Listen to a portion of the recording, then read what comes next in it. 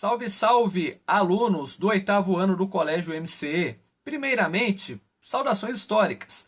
Professor Charles Camilo na área, e na aula de hoje nós iremos abordar dois temas.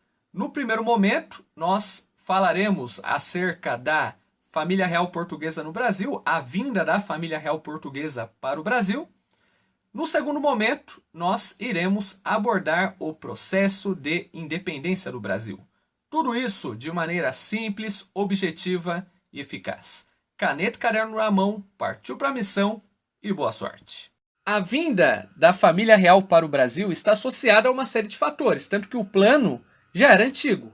A transferência da família real para o Brasil, ela era cogitada desde o século XVII.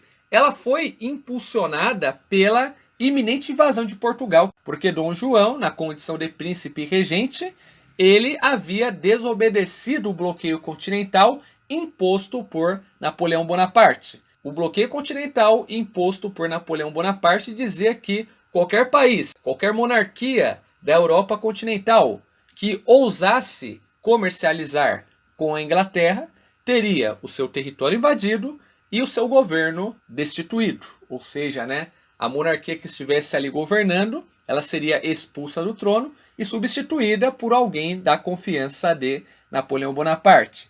Antecipando a invasão, Dom João, juntamente com a família real e com a corte portuguesa, aproximadamente 15 mil pessoas, eles fugiram para a cidade do Rio de Janeiro. Tanto que esse processo nós caracterizamos como processo de interiorização da metrópole, porque a partir da vinda da família real para a cidade do Rio de Janeiro, a cidade do Rio de Janeiro ela passou a ser a capital do Império Português. Ou seja, a cidade do Rio de Janeiro ela já foi capital de um país europeu. Porque no momento em que a família real estava aqui no território brasileiro, estava na cidade do Rio de Janeiro, o Rio de Janeiro passou a ser a capital do Império Colonial Português. Quando nós trabalhamos toda esta temática, nós temos que levar em conta que a vinda da família real para o Brasil trouxe uma série de melhorias. Por exemplo, em 1808, Dom João ele assinou um decreto, um alvará, que abriu os portos brasileiros para as nações amigas. Ou seja, a partir deste ponto, significou o fim do Pacto Colonial. As nações amigas de Portugal, em especial a Inglaterra, ela passou a desenvolver um comércio intenso com o Brasil. Em 1810, o governo português ele assinou um tratado comercial com a Inglaterra, o famoso Tratado de Comércio e Navegação. Por esse tratado, as mercadorias inglesas elas pagavam menos impostos, comparadas com as mercadorias dos demais países. A chegada da corte em 1808 fez com que a cidade passasse por grandes transformações. Quando a corte ela chega ao Brasil, em especial ao Rio de Janeiro, não havia casas para todas as pessoas.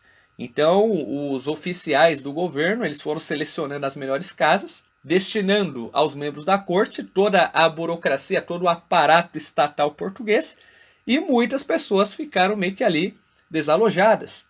E a chegada da corte portuguesa ela foi responsável por promover dentro da cidade do Rio de Janeiro inúmeras transformações urbanas e sociais e culturais também. Então, por exemplo, o Dom João ele cria faculdades, ele cria o Jardim Botânico, ele cria museus, ele cria, digamos assim, uma Casa da Moeda, ele funda o Banco do Brasil.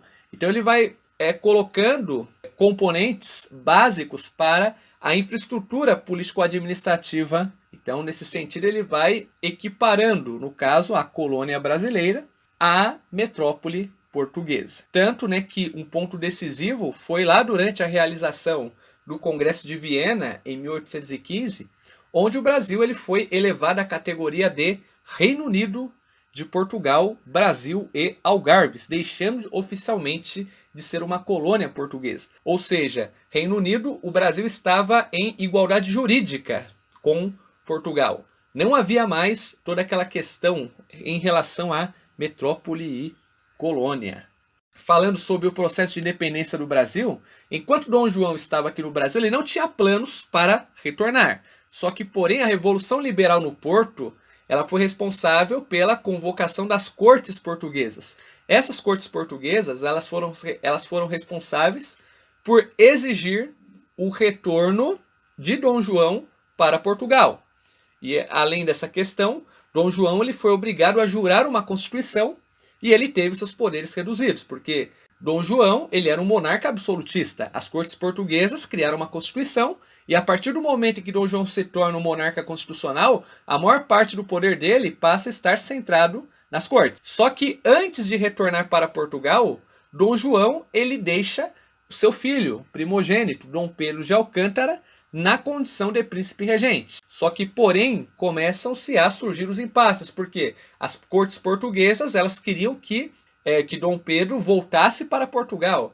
Eles queriam que o Brasil voltasse a ser novamente uma colônia. Só que, porém, Dom Pedro ele se aproxima da aristocracia brasileira. E com isso eles organizam um movimento que culminou na proclamação da independência do Brasil em 7 de setembro de 1822. 7 de setembro de 1822 nós temos a independência do Brasil, só que porém essa independência ela não foi totalmente pacífica como ela nos é ensinada, digamos assim.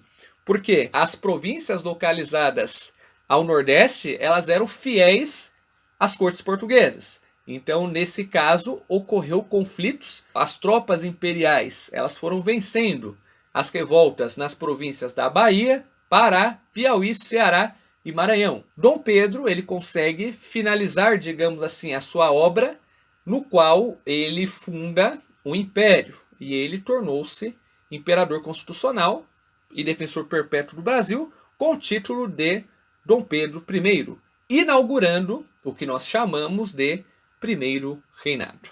Bem, meus amigos, e por aqui finalizamos mais uma aula de história. Eu espero você no próximo episódio. Tudo de bom e que a força esteja com você.